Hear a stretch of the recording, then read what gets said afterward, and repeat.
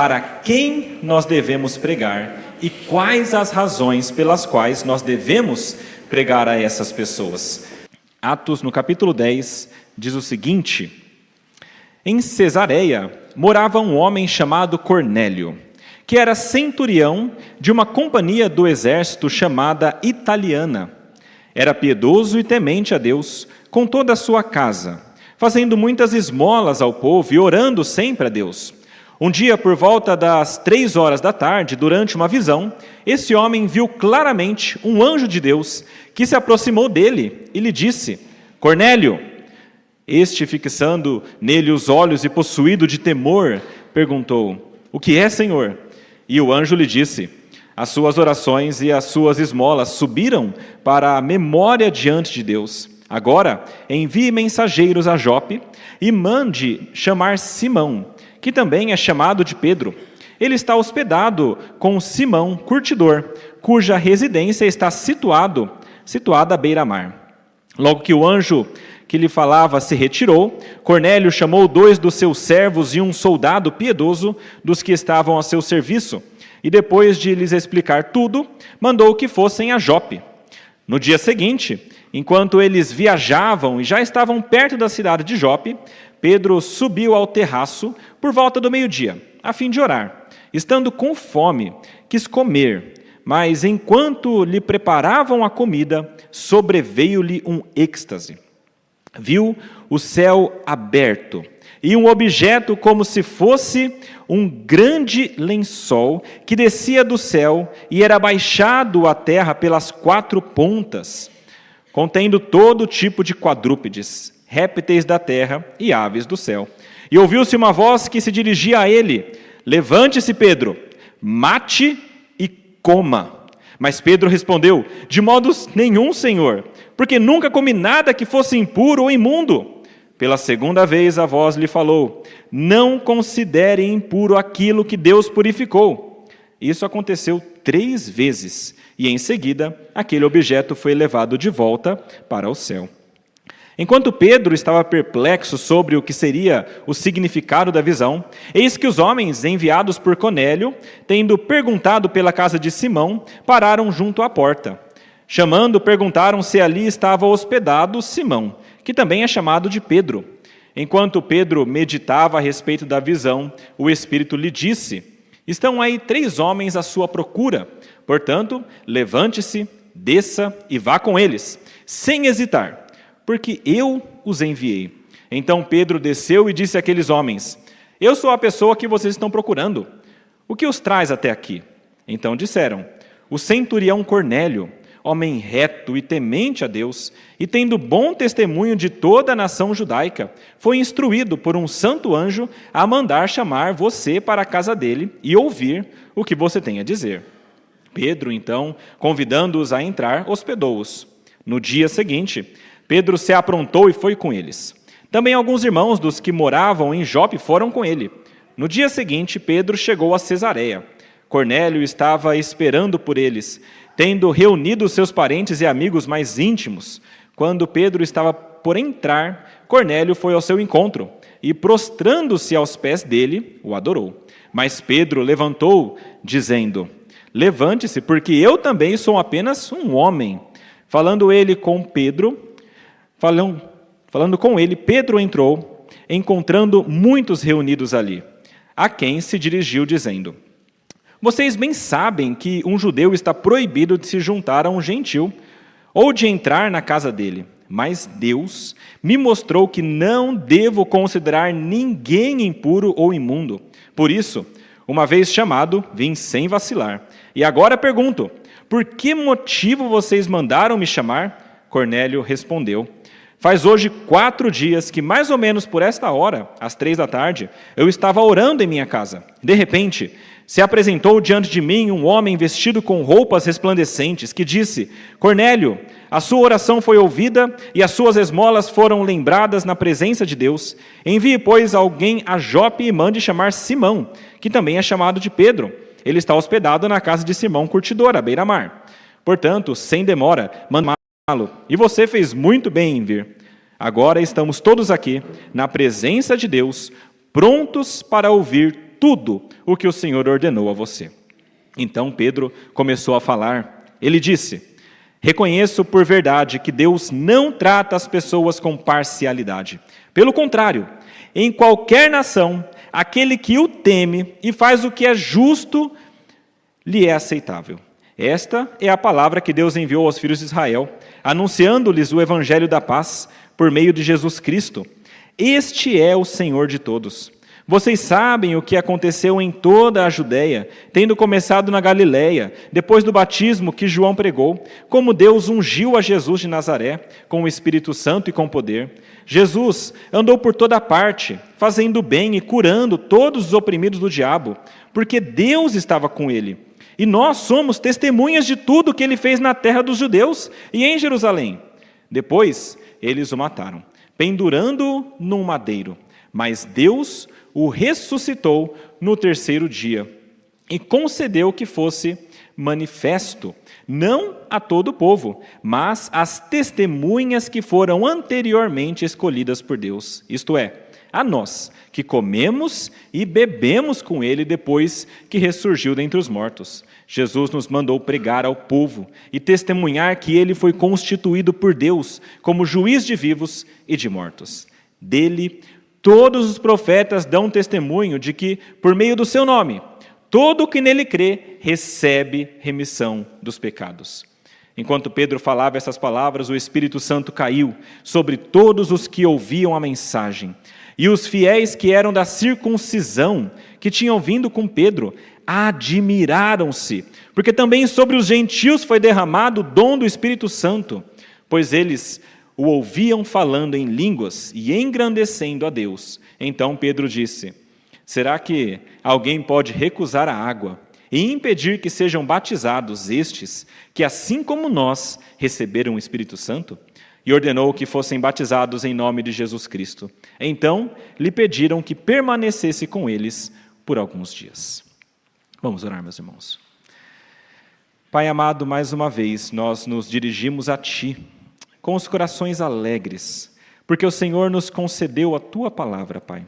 A Tua palavra que nos instrui, que nos mostra a verdade, que nos ajuda, Pai, em nossas dificuldades e que nos guia para que nós recebamos a vida eterna que vem do Senhor por meio de Jesus Cristo. Queremos agradecer por isso e rogar ao Senhor que o Senhor, pela sua graça, nos conceda o Espírito Santo, este mesmo que foi concedido naquele momento, para que nós tenhamos condição de compreender aquilo que está escrito e dá-nos força também para que nós possamos aplicar em nossas vidas. Essa é a nossa oração ao Senhor, em nome de Jesus. Amém.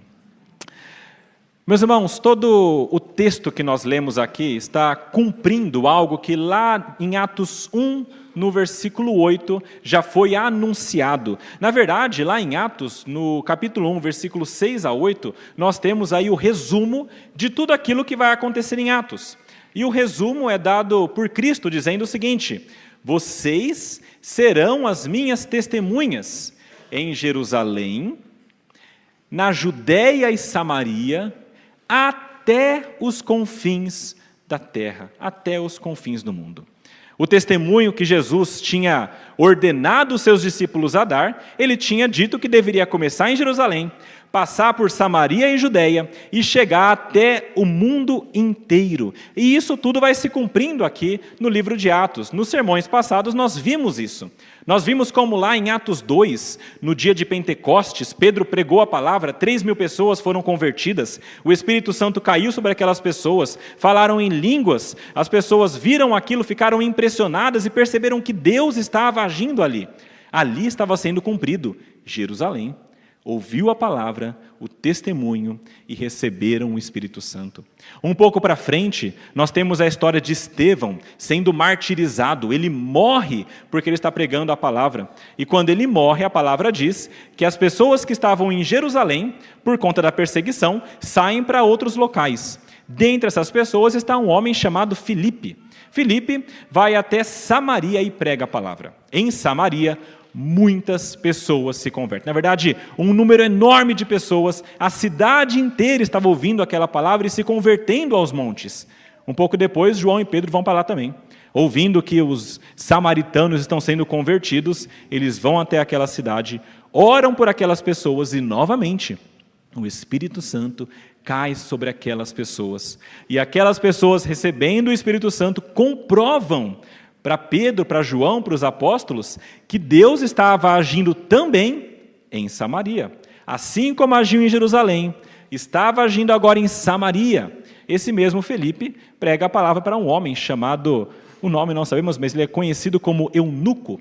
Ele é um etíope, um eunuco, oficial da rainha Candace, lá da Etiópia, e esse homem que não era nem um judeu, nem um samaritano, ele era um gentil, que não era ainda do povo judeu, ele também ouve a palavra de Deus pela boca de Filipe. E esse homem é convertido, um gentil. Nesse momento, Deus começa a abrir as portas para que todo o mundo ouça. Não apenas judeus, não apenas samaritanos, mas também todos os gentios, aqueles que não são judeus, dentre os quais se incluem eu e você, possivelmente, que está aqui nesse culto nessa manhã. Todos os gentios começaram a ser alcançados naquele dia em que o eunuco foi convertido. Mas aquele era apenas um homem. Mas Deus estava começando a obra. Essa obra continuou. É por isso que no capítulo seguinte, no capítulo 9, Deus converte um homem que passou a ser muito importante para a pregação do evangelho aos gentios, que foi Saulo. Saulo, indo para Damasco, ele tem uma visão de Jesus Cristo, ele cai, olha para aquela visão que era esplêndida aos seus olhos, e então uma voz vem e lhe diz: Saulo, Saulo, sou eu, Jesus, que você está perseguindo. E este homem, Saulo, passa 3 dias cego, e depois um outro homem chamado Ananias vai ter com Saulo. E lhe diz que Deus havia enviado para que encontrasse-o. Este Ananias diz para Saulo claramente: você vai ser um homem enviado por Deus para pregar o evangelho aos gentios. E isso é o que Deus tinha revelado para Ananias um pouquinho antes. Meus irmãos, Deus está fazendo uma grande obra. Começando em Jerusalém, passando por Samaria, chegando agora, começando a chegar nos confins da terra, começando a chegar em todos os gentios, todas aquelas pessoas que não são do povo judeu. E então, nós temos esse texto que vem logo depois do capítulo 9, em que Paulo é convertido. Nesse texto aqui, meus irmãos, nós temos um momento peculiar e único na história da redenção. É o momento em que, oficialmente, aquelas pessoas que não faziam parte do povo de Deus originalmente, que não eram do povo judeu, passam a fazer parte do povo de Deus.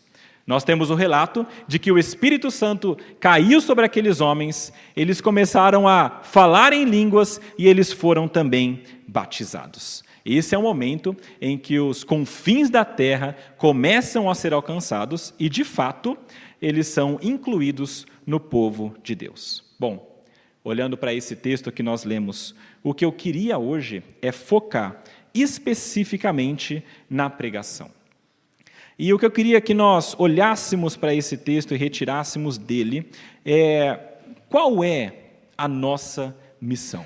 E tem uma frase, ou uma ordem, que na verdade é a principal desse texto que eu gostaria que ficasse em nossa mente. E é a seguinte: pregue a todos. Pregue o evangelho a todos. Se você sair desse sermão e não lembrar de nada, lembre-se disso. A ordem é: pregue a todos. E há 3 razões que esse texto nos dá para que nós preguemos o evangelho a todos. A primeira delas é que todos precisam de Jesus. Queridos, não há uma pessoa nesse mundo que não precise de Cristo. Isso porque, sem Cristo, nós estamos perdidos e cegos. Existe uma história na Índia, é um conto, na verdade, e essa história fala de 7 sábios cegos que viviam juntos. E então, um certo dia, esses 7 sábios encontram um grande elefante, mas eles são cegos. Eles não conseguem olhar para o elefante como um todo. Então, cada um deles chega-se ao elefante e começa a tatear o elefante. E cada um pega em uma parte do elefante, vai tentando compreender o que era aquele grande animal. Um deles falou que se tratava de um ser gigantesco, muito forte. Ele diz que ele podia tocar os seus músculos. Eles não se movem, parecem paredes. O outro falou, isso é bobagem. Na verdade, ele estava tocando ali na presa do elefante e ele falava, esse animal é pontudo, como uma lança, uma arma de guerra. Ambos se enganaram, disse um outro. E ele apertava a tromba do elefante e falava, esse animal aqui é idêntico a uma serpente. Não morde porque não tem dentes na boca. É uma cobra mansa e macia. E um outro falou, vocês estão totalmente alucinados. Que mexia as orelhas do elefante. Esse animal não se parece com nenhum nem outro. Seus movimentos são ondeantes, como se o seu corpo fosse uma enorme cortina ambulante. Vejam só todos vocês, mais um falou. Irritou-se o sexto sábio, tocando a pequena cauda do elefante. Esse animal é como uma rocha com uma cordinha presa no corpo. Posso até me pendurar nele. E assim ficaram horas debatendo entre os 6 sábios, até que o 7º sábio, que era cego também, agora habitava a montanha, apareceu conduzido por uma criança. Esse sábio havia se retirado e agora estava retornando. Ouvindo a discussão, pediu ao menino, era uma criança que enxergava, que desenhasse no chão a figura do elefante.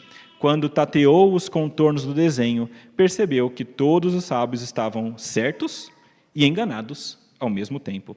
Agradeceu ao menino e afirmou, assim os homens se comportam diante da verdade. Pegam apenas uma parte, pensam que é o todo e continuam tolos. Meus irmãos, não são assim todos os seres humanos que olham para a realidade que está diante deles e não conseguem compreendê-la por completo, e assim pegam a parte, consideram como se fosse o todo e passam a viver de acordo com essa parte? Isso é especificamente interessante porque essa é uma história da Índia. E a Índia é particularmente adepta a várias divindades. Na verdade, a Índia, alguns estudiosos dizem que na Índia existem aí cerca de 330 milhões de deuses. Outros dizem que esse número chega perto de 1 bilhão de deuses. E ainda outros que falam que lá existe um Deus para quantas pessoas existirem. É assim, cada pessoa tem a sua divindade. E isso por quê? Porque naquela cosmovisão, naquele entendimento, cada pessoa também tem uma percepção da realidade. Mas a grande verdade, meus irmãos, é que se nós formos deixados a nossa própria visão da realidade, o que nós conhecemos, o que nós tateamos, nós jamais chegaremos ao conhecimento pleno da realidade. Nós precisamos que alguém que vê nos mostre. Nós precisamos que alguém que conhece a realidade toda nos mostre o que é de fato essa realidade. O que o menino fez para aqueles homens é o que a palavra nos faz, é o que a palavra nos mostra. Deus, pela sua graça, deixou a palavra dele para nos mostrar a realidade como ela é. E por meio do conhecimento dessa palavra é que nós chegamos ao conhecimento de quem é Deus de verdade. O que é esse universo que Ele criou? Quem é que nós somos? O que é que nós estamos fazendo aqui? Como é que nós cabemos aqui nesse mundo? Mas as pessoas continuam tateando, porque elas continuam cegas. E há dentre essas pessoas que estão cegas, pessoas que são, de certa maneira, tementes a Deus, buscando desesperadamente uma luz. São pessoas que sabem que existe um Deus, mas elas não conseguem chegar até esse Deus. Esse texto fala de um homem chamado Cornélio, que era assim. Ele era um homem temente a Deus. Ele era um homem piedoso. Esse homem piedoso não conseguia chegar ao conhecimento pleno de Deus. Mas ele fazia tudo aquilo que se esperava de um homem bom, de um homem religioso. Ele estava próximo da religião dos judeus, mas ainda assim não era um judeu. Essa designação de Cornélio que nós temos no texto, que era um homem piedoso e temente a Deus, é uma designação que em Atos aparece para outros homens também, que não eram do povo judeu. Na verdade, Atos trata dos seres humanos em algumas categorias. Uma delas são os judeus, aquelas pessoas que de fato participavam do judaísmo, que eram circuncidadas. Outra delas eram os judeus prosélitos, que eram pessoas que não eram judeus, mas tinham se aproximado do judaísmo e então se tornaram judeus, foram circuncidados e seguiam toda a lei judaica. Havia homens como Cornélio, que eram pessoas tementes a Deus e piedosas. Não eram judeus, não tinham se tornado judeus prosélitos, mas de alguma maneira seguiam o Deus de Israel e entendiam que esse Deus era o Deus verdadeiro. E havia também aqueles que não temiam a Deus. Esses eram os outros gentios. Esse Cornélio, ele fazia coisas que os judeus admiravam. Ele dava esmolas, ele orava. As esmolas, inclusive, diz aqui que dava ao povo, e na palavra aqui do grego tem a ver com o povo de Israel. Então ele entregava esmolas ao povo de Israel, ajudava aquele povo, por isso que o povo também o via com bons olhos. Ele fazia orações nas horas específicas, possivelmente aqui às 9 da manhã, meio-dia e também às 15 horas. Todas as horas em que os judeus também faziam as orações, ele tentava seguir da melhor maneira possível e demonstrava que ele era um homem temente a Deus. Ele era um homem temente a Deus e sedento pela palavra de Deus. E é claro que ele era sedento, porque aqui mostra que ele tem essa visão, e quando ele tem a oportunidade de ouvir alguma coisa que vem de Deus, ele imediatamente pega as pessoas que estão ali e diz: vocês vão lá agora e tragam esse homem, porque eu tenho que ouvir o que ele vai falar. Tem que ser agora. No dia seguinte, eles já estavam lá buscando Pedro. Esse homem aqui, quando Pedro chega, ele sai correndo ao encontro de Pedro. Tamanha era a sua sede. E ele se prostra em terra, com a testa na terra, se colocando diante de Pedro. Eu preciso ouvir essa mensagem. Ele era um homem rico, poderoso, um centurião, e ele humildemente ouve o que Pedro está para falar. Meus irmãos, esse era um homem que queria muito ouvir a palavra de Deus e queria muito encontrar a luz. Quantas pessoas nós conhecemos que são assim? Nós sabemos que elas temem a Deus de uma certa maneira, nós sabemos que elas sabem que existe um Deus todo-poderoso, às vezes elas até reverenciam a palavra de Deus, tentam ter uma vida reta diante do Senhor, diante dos padrões que elas conhecem, tentam fazer o bem às outras pessoas. Essas são as pessoas que às vezes, ou muitas vezes, nós falamos: olha, só falta ser crente. Quantas pessoas que nós conhecemos assim? E só falta ser crente significa falta tudo. Elas podem se aproximar muito do Deus de Israel, mas elas não podem fazer parte do povo de Deus. Porque mesmo os melhores aos olhos do mundo ainda precisam de salvação. Se uma vida boa, seguindo o que parece bem aos homens, uma religião, se isso fosse suficiente, Cornélio não precisaria de ouvir Pedro falar para ele. Ele já estaria salvo. Mas a palavra diz que ele precisava ouvir Pedro pregar a palavra para ele. Nós temos um outro caso. Lá Jesus, quando conversa, lá em João, no capítulo 3, com Nicodemos. Nicodemos era um mestre da lei, conhecedor, um homem que, de certa maneira, era humilde, porque foi até conversar com Jesus, e entendeu que Jesus era um mestre da parte de Deus. Parecia alguém que realmente, esse aqui está quase lá. E Jesus fala para ele: só te falta uma coisa, nascer de novo. Tem que começar tudo de novo. Você tem muita coisa, mas não tem o principal, que é o novo nascimento. Todos precisam de Jesus. Paulo diz claramente: todos pecaram e carecem da glória de Deus. Tiago fala que quando a gente cai em um ponto da lei, nós caímos em todos. E nós somos pecadores e culpados do pecado. Paulo também diz que o salário do pecado é a morte, então nós que pecamos merecemos a morte. A palavra de Deus é muito clara. Nós precisamos de Cristo. Muitas vezes as pessoas estão muito próximo da salvação, mas elas precisam de alguém que lance luz para que elas enxerguem para onde que elas devem ir. Às vezes é algum católico que precisa ser lembrado ou levado às Escrituras, aonde ele vai ter o conhecimento de que é somente Cristo, somente a fé, somente a graça, somente a Bíblia, somente a glória a Deus. Às vezes é um agnóstico que sabe que tem uma coisa superior, mas não sabe como chegar lá. E ele tem que ser apresentado ao Deus que é conhecível, o Deus das Escrituras. Muitas pessoas de outras religiões que sabem que existe um Deus, mas precisam ter o seu entendimento refinado.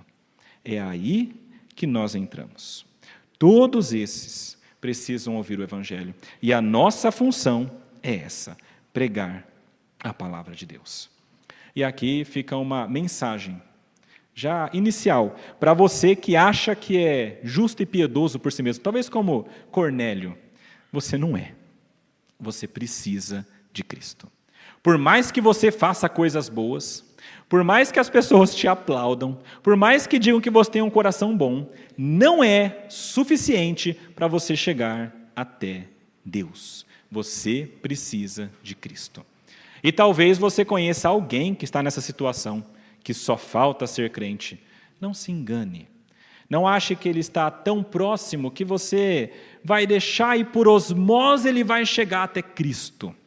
Não é assim que funciona. Ele precisa da pregação da palavra e da confrontação que a palavra nos traz.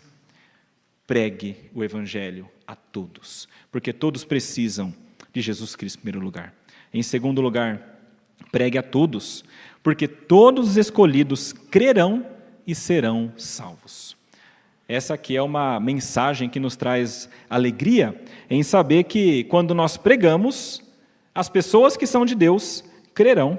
O texto todo mostra isso acontecendo. Na verdade, Deus, a palavra nos mostra isso, escolheu um povo para si.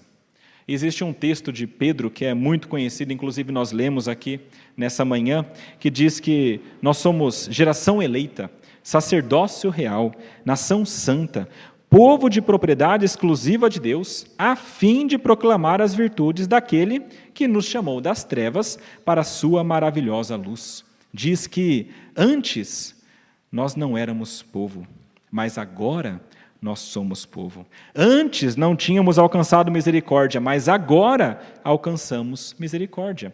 Deus tem um povo que Ele está separando desde o início. Desde antes da fundação do mundo, Ele já escolheu cada um que é desse povo. Ele foi pegando cada um selecionado a dedo, dizendo, você é meu, você é meu, você é meu. Nem nasceu ainda, você é meu. Vai nascer e é meu. O povo de Deus é escolhido por Ele desde antes da fundação do mundo. Isso porque Ele é gracioso, bondoso e é soberano. Ele vem formando esse povo. Nós vemos na Bíblia, começando ali no início, lá em Gênesis, Abel, Noé, Abraão, Isaac, Jacó, as 12 tribos, Davi, Salomão, a tribo de Judá, e aí vai até chegar ao Novo Testamento e o povo sendo formado, sendo ensinado, o conhecimento de Deus sendo entregue. Esse é o povo de Deus, os escolhidos de Deus estão sendo preparados e estão buscando por Ele. É isso que aconteceu com Cornélio também. Nós temos a história do eunuco, que nós vimos no sermão passado, que ele foi preparado desde muito tempo. E Deus foi moldando o coração dele até a hora que ele ouviu o Evangelho. E aqui, Cornélio não é diferente. Ele também foi preparado para ouvir aquela palavra, aquela mensagem naquele momento. Porque os escolhidos de Deus estão sempre sendo preparados e sempre estão buscando por Deus. E nessa história nós vemos Deus agindo grandemente. Nós vemos Deus agindo de maneira sobrenatural em alguns momentos. Por exemplo, lá no início, existe uma visão. Cornélio nem chegaria perto do conhecimento de Deus, mas Deus, pela sua graça, dá uma visão para Cornélio. Está lá no versículo 3 até o versículo 8. Nessa visão, ele mostra algumas coisas para nós. Primeiro que essa visão acontece aí às 3 horas da tarde, que era uma hora de oração comum do judeu. Esse era um homem gentil piedoso, como nós vimos. Nesse momento, um anjo fala com ele, sobrenatural, Deus está agindo intensamente naquele momento. É claro que Cornélio fica com medo, claramente, vendo um ser poderoso, e diz a palavra que ele era brilhante, sobrenatural diante dele. Certamente ele temeu, e esse anjo diz para ele que as orações dele foram ouvidas e que as esmolas subiram até Deus. E então esse anjo dá instruções muito claras, que também são sobrenaturais. Porque veja só, ele fala para Cornélio: Cornélio, você vai ter que ir até uma outra cidade chamada Jope. E lá existe um homem chamado Simão, Pedro. E este Simão Pedro está na casa de um outro homem chamado Simão Curtidor. Vai até lá que você vai encontrar. Queridos, somente Deus para saber dessas verdades. É algo sobrenatural que Deus está fazendo para que aquele homem chegue ao conhecimento do Evangelho. Pedro estava nessa casa deste homem Simão, o curtidor. Curtidor aqui não é porque ele gostava de festas, na verdade aqui é porque ele curtia as peles de animais, né? Talvez vocês conheçam aqui o que nós comumente chamamos de curtume. É onde o couro ele é tirado do animal, ele é fresco ainda, e ele é curtido até se tornar couro. Esse homem, Simão, fazia isso. Essa era a casa dele, possivelmente cheio de peles de animais e de couro, e é nesse local em que Pedro está, e é onde Pedro, de fato, também recebe a sua visão. E então nós temos o outro momento de interferência de Deus aqui, a visão de Pedro. Versículos 9 em diante, até o versículo 16. Aqui Pedro está orando a Deus meio-dia. Meio-dia também, uma hora que os judeus oravam, e ele estava com fome, é o que o texto diz, e estavam preparando a comida dele. Nesse momento, ele tem um êxtase, ele fica tomado por um senso de maravilhamento. Essa palavrinha aqui, êxtase, ela aparece em outros locais na Bíblia, traduzido por maravilhado, atônito, impressionado. Então, quando ele é tomado por esse sentimento, e isso é Deus que faz nele, ele então tem uma visão. A visão dele é muito interessante. Ele olha, ele vê os céus abertos, que é uma expressão que é utilizada para dizer que Deus vai falar, e então desce desses céus abertos um lençol, preso pelos 4 pontos de cada lado, e dentro desse lençol, todo tipo de animais. Aqui fala que tinha todo tipo de animais. Na verdade, quando a gente olha aqui a descrição dos animais, é a mesma descrição que aparece lá em Gênesis, quando fala da criação. Todos esses tipos de animais estavam nesse lençol. Basicamente, todos os que eram puros e os animais também que eram impuros diante dos judeus. Vocês sabem que os judeus têm regras bastante específicas com relação à dieta. Eles não podem comer uma porção de coisas. Se vocês olharem depois lá em Levíticos 11, Deuteronômio 14, isso aparece. Os animais terrestres, por exemplo, que eles podiam comer, deveriam ter as unhas fendidas, deveriam ter um casco dividido em 2 e deveriam ser ruminantes. Se ele fosse só de unha fendida ou só de casco que é em 2 e só ruminasse, não seria suficiente. Tinha que ser as 3 coisas.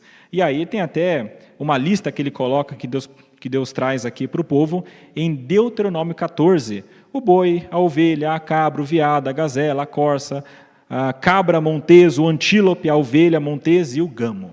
São alguns animais que eles poderiam comer. E os outros? Nós lembramos aqui do porco, por exemplo, que é muito comum a gente pensar. Judeu não come porco por conta disso. O entendimento de que é um animal impuro. E então imagine só, Pedro, desde criança, sendo ensinado pelo judaísmo de que ele não poderia comer aqueles animais, porque se ele comesse, ele se tornaria impuro. Então Deus aparece para ele e diz: mata e come. A resposta dele é bem interessante, porque parece que ele sabe que é o Senhor e quer se render a ele, mas ele nega. Não, Senhor, de jeito nenhum. E Deus fala de novo, olha, mata e come. Faz 3 vezes. Pedro gosta 3 vezes, né? 3 vezes diz, mata e come. E então essa visão desaparece. Nesse momento chegam aqueles homens que estavam vindo de Cornélio. novamente, Deus atuando aqui de maneira poderosa. E o Espírito Santo fala com Pedro, dizendo claramente a ele: você vai agora encontrar esses homens que vieram, e eles vieram encontrar você, e você vai com eles. Você seja pronto para ir com eles, não hesite, porque isso é eu que estou fazendo. Então nós vemos aqui novamente a mão de Deus trabalhando. E nós temos também, é claro, a descida do Espírito Santo, acontece no finalzinho, mas Deus também agindo poderosamente para aquelas conversões. O que isso aqui nos ensina, meus irmãos? Deus faz de tudo e fará de tudo para salvar os seus escolhidos.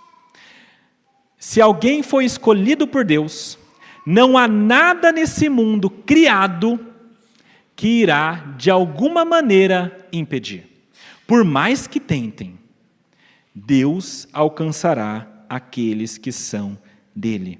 E Ele moverá céus e mares, se for necessário, para chegar àquelas pessoas que são dele. Porque esse Deus tem um povo. E se Ele escolheu esse povo, Ele vai até o fim. Agora, para que essas pessoas se acheguem a Deus, nós sabemos a verdade que nós temos visto várias vezes no livro de Atos. Nós precisamos pregar. O meio pelo qual Deus escolheu para levar o Evangelho até as pessoas que são dele é a pregação da palavra. Nós somos o meio propagador escolhido por Deus. O meio que o Evangelho encontra de chegar àquelas pessoas. Não é o plano de Deus que as pessoas, de repente, sejam convertidas sozinhas. Não é o plano de Deus que pessoas sejam convertidas pela voz de um anjo. Não está no plano ordinário de Deus que pessoas sejam convertidas pela contemplação da natureza. Nós temos relatos parecidos assim, né? Mas são pessoas que geralmente já ouviram a palavra antes. E então Deus usa outras coisas para levá-las ao conhecimento final. Mas a palavra de Deus, que muda as vidas, ela vai pelas vozes daqueles que são de Deus. Meus irmãos, nós precisamos cumprir essa ordenança da parte de Deus. Se não tiver alguém falando, a mensagem não chega. Eu vi esses dias, na verdade é uma notícia já antiga, dizendo que a NASA conseguiu captar o som do buraco negro. Eu achei interessante isso, porque eu pensei, no espaço não tem som, né? Como é que eles conseguiram isso, né? E aí eles dizem que captaram ondas que vieram por meio dos conglomerados de galáxias, que têm muitos gases, e conseguiram receber essas ondas, que eram ondas, assim, indistinguíveis para o ouvido humano, mas eles trabalharam nessas ondas e então criaram um som. Depois você procura o som do buraco negro, você vai ouvir. E é interessante, porque parece um som até bonito. E aí eu fico pensando, como seria interessante e bonito se esse som estivesse plenamente audível? Se eu pudesse chegar próximo desse buraco negro e ouvir, como que deve ser magnífico isso? Como que deve ser, não sei como é que é esse som, mas deve ser incrível. Mas eu não posso, por quê? Porque não existe ar no meio, não existe atmosfera, não existe algo que transmita esse som até mim. No espaço, se você colocasse uma grande orquestra tocando a 5ª Sinfonia de Beethoven, daquela que é bem suntuosa, que faz bastante barulho, e uma pessoa a 1 metro, essa pessoa não ia nem ouvir. Porque não tem algo no meio transmitindo. O Evangelho e a gente é assim. Existe uma sinfonia. Existe uma 5ª Sinfonia. Existe algo maior do que isso. Existe algo maior do que o buraco negro. Existe uma verdade eterna que transforma vidas. E essa verdade não chega aos ouvidos daqueles que precisam ouvir, porque não há um ambiente que reproduza. Esse ambiente somos nós. Está faltando algo entre o lindo som do Evangelho e os ouvidos que precisam recebê-lo. Uma implicação importante aqui. Se você conhece alguém que não é convertido e você está próximo dessa pessoa, não se engane. Você está ali porque Deus te colocou ali. E se Deus te colocou ali, não se engane, Ele quer que você pregue essa palavra. Você é o elo de ligação da verdade do Evangelho a estes ouvidos. Você é o elo de ligação dessa pessoa que está tão longe do Evangelho para chegar até a salvação da alma dela. E todas as pessoas que são escolhidas, essas pessoas crerão e serão salvas. Nossa certeza é essa. Porque se Deus escolheu o povo, e se Deus está trabalhando já nesse povo, quando eles ouvirem, eles vão crer. Mas, pastor, e se não crerem? Quer dizer que não eram do povo de Deus. Mas a tua parte você vai fazer. Porque ai de nós, se alguém que é do povo de Deus e deveria ouvir por nossa voz, não ouvir. Porque isso sim estará em nossa conta. Todos os escolhidos de Deus creem no Evangelho e são salvos. A pregação de Pedro eu acho bastante interessante também, lá no versículo 34 até o versículo 43, é o modo como ele expôs o Evangelho para aquelas pessoas. Ele traz algumas questões diferentes do modo como ele pregou anteriormente para os judeus, mas ele começa dizendo que, primeiro, Deus não trata as pessoas com parcialidade. Ele diz que qualquer nação que crer no Senhor, essa pessoa de qualquer nação pode ser salva. Isso ele compreendeu quando desceu ali o lençol com os animais. Deus falou, não considera impuro aquilo que eu já purifiquei. De todas as nações, seja da onde for essa pessoa, ela pode ser recebida por Deus, porque Deus não trata ninguém com parcialidade. E basicamente a mensagem que ele então divulgou para essas pessoas é aquilo que nós vimos. Jesus é aquele que é enviado da parte de Deus. Ele fez sinais, inclusive aqui ele fala que eles conhecem os sinais, porque eles já ouviram falar sobre eles. Vocês conhecem os sinais que foram feitos lá na Judeia, na Galileia. Esse Jesus é o Messias, isso ele mostra porque diz que ele foi ungido pelo Espírito Santo, e ele virá para julgar os vivos e os mortos. Ele foi rejeitado e morto pelos seus. Um detalhe de mudança aqui bastante interessante, antes ele estava pregando assim, vocês o mataram e Deus ressuscitou. Aqui ele falou, eles o mataram. Isso aqui está na conta deles. Mas Deus o ressuscitou. Ele foi rejeitado e morto por aqueles que eram dele. Ele foi pendurado em um madeiro. Palavra forte aqui da ideia de vergonha do madeiro, da árvore.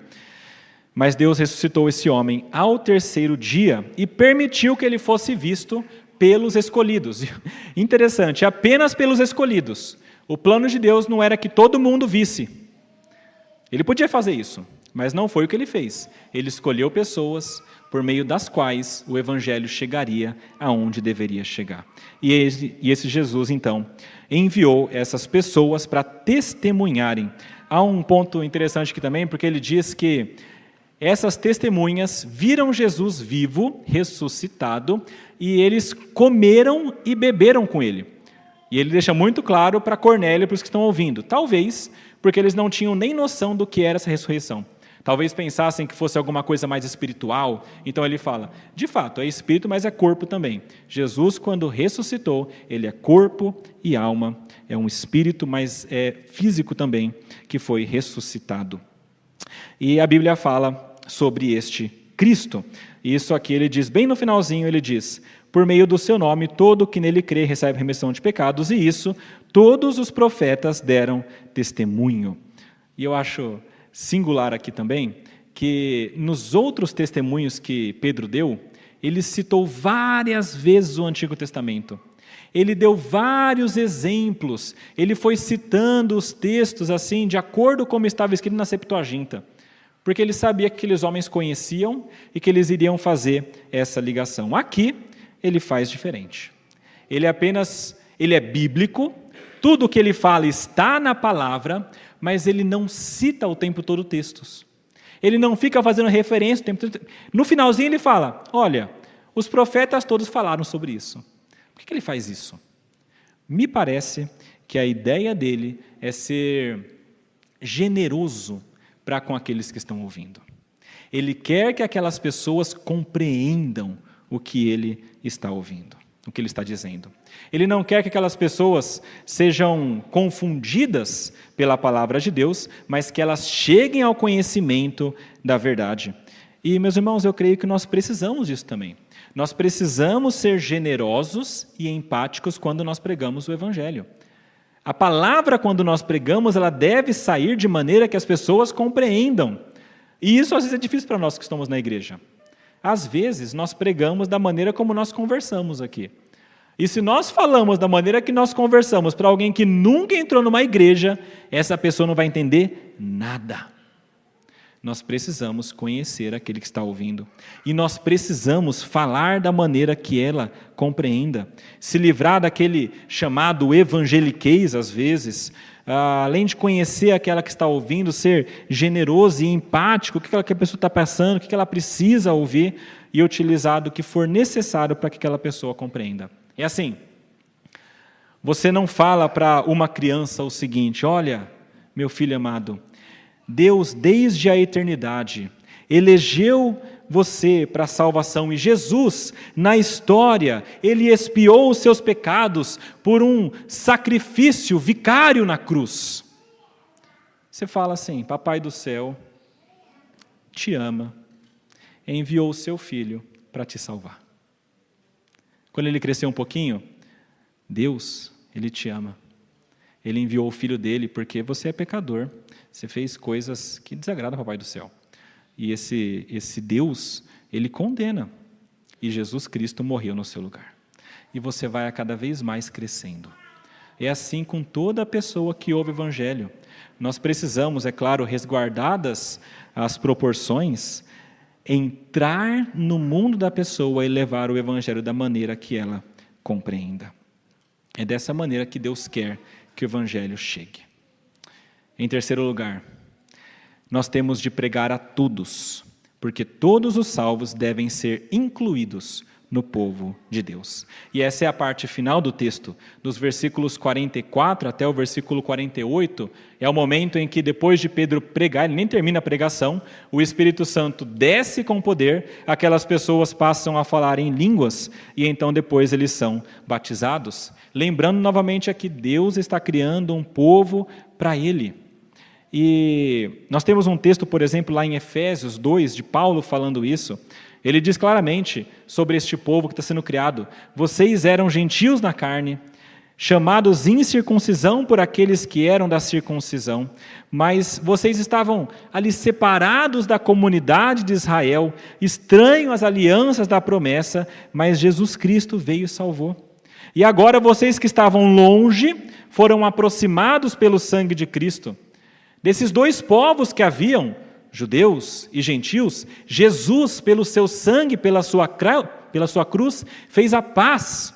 E essa paz, feita por Cristo, traz um único povo, não mais dois. Agora nós somos um em Cristo.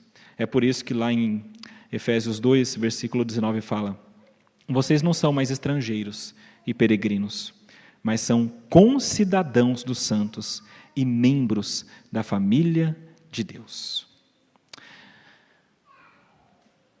Deus não enviou o seu Filho Jesus para que houvesse inúmeros grupos independentes de pessoas salvas. Deus enviou o seu Filho Jesus para que houvesse um único corpo de pessoas salvas. Um único povo. O povo que Ele comprou, o povo que Ele escolheu. E para isso, Ele fez várias coisas. Dentre elas, aquilo que Ele fez acontecer na casa de Cornélio. Ele demonstrou para Pedro, claramente, que não há puros e impuros mais. Que isso já acabou quando Cristo veio a esse mundo. Inclusive, Jesus já tinha mostrado para ele isso, lá em Marcos, no capítulo 7. Nós lemos aqui durante a nossa liturgia. Naquele momento, Cristo já tinha deixado muito claro, não é o que vem de fora que torna impuro, mas o que está no coração que torna impuro. Nesse texto de Marcos 7, deixa muito claro, os alimentos todos são puros. Estava falado já. Interessante, lá em Marcos 7, posteriormente a essa palavra de Jesus, ele encontra uma mulher cirofenícia, que não era do povo de Deus. Essa mulher, que era uma pessoa dos gentios, ela tinha uma filha endemoniada. Ela foi até Cristo e falou: Senhor, tem misericórdia, ajuda a minha filha. Jesus salvou a filha dela. E essa mulher não era do povo de Deus. O que Deus considerou puro, o homem não pode mais considerar impuro, porque foi purificado. Isso aqui é particularmente importante aqui, porque veja, um dos efeitos de se estar no mesmo corpo é que todos nós temos de ter comunhão. E é impossível que pessoas que não dividem o mesmo tipo de comida, que não podem se achegar próximo ao outro na mesa, tenham algum tipo de comunhão. E quando Deus mostra para ele que tudo isso aqui já caiu, essas leis cerimoniais, essas leis civis, tiveram a importância no Antigo Testamento, mas agora com Cristo, isso tudo não é mais necessário. Essas leis cerimoniais, essas leis civis eram como que sombras que apontavam para Jesus. Quando Cristo veio, ele substituiu tudo isso. E agora não é mais necessário. É por isso que ele deixa muito claro: o que eu purifiquei, o homem não pode dizer que é impuro. Por isso que lá em Gálatas também ele deixa muito claro: não pode haver judeu, nem grego, nem escravo, nem liberto, nem homem, nem mulher, porque todos vocês são um em Cristo Jesus, e se vocês são de Cristo, são também descendentes de Abraão e herdeiros segundo a promessa.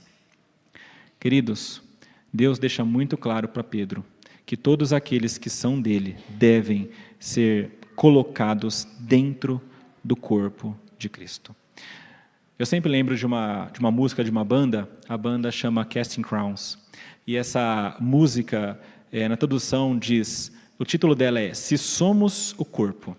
E eu acho muito bonito o modo como eles colocam, preste atenção na letra dessa música, ele fala: se nós somos o corpo.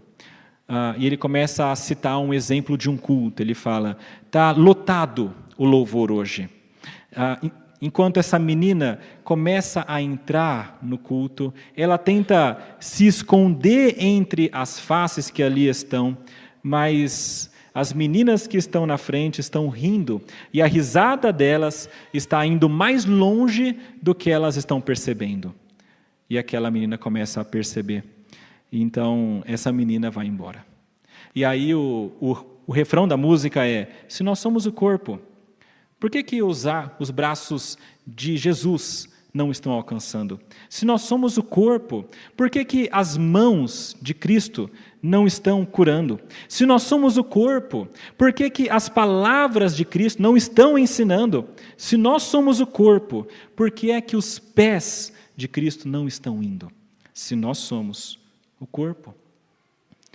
Ele fala de uma outra experiência, um viajante que está longe de casa, ele pega o seu casaco, ele coloca ao lado, ele se assenta de maneira silenciosa para ouvir o culto, e então as pessoas começam a olhar de maneira a julgá-lo pelo que ele aparenta ser, e então esses olhares deles mostram para ele que ele teria mais chances na estrada do que naquela igreja.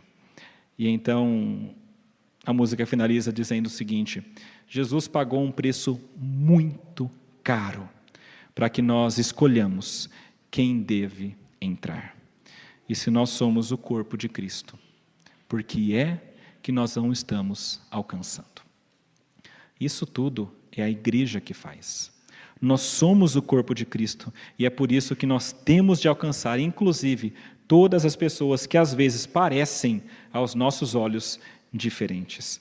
Nesse caso aqui, essas pessoas foram recebidas. O Espírito Santo confirmou que essas pessoas eram de Deus quando ele veio. Aconteceu como lá em Jerusalém, elas começaram a falar em línguas diferentes, e eram línguas compreensíveis, porque eles entenderam que falavam sobre as grandezas de Deus, mas era o Espírito Santo batizando aquelas pessoas. E aqui, depois disso, Pedro faz aquela pergunta que Filipe tinha respondido para o eunuco: há alguma coisa que impede de ser batizado? Não. Se Deus já recebeu, quem somos nós para não batizar essas pessoas? E ser batizado significa oficialmente colocar essas pessoas dentro do corpo de Cristo, para que essa comunhão possa ser alcançada.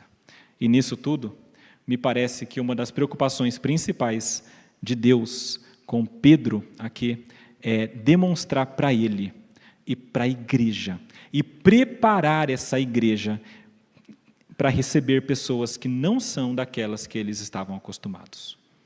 No início, talvez eles pensassem, isso aqui é nosso, é judeu, e eles recebessem só os judeus.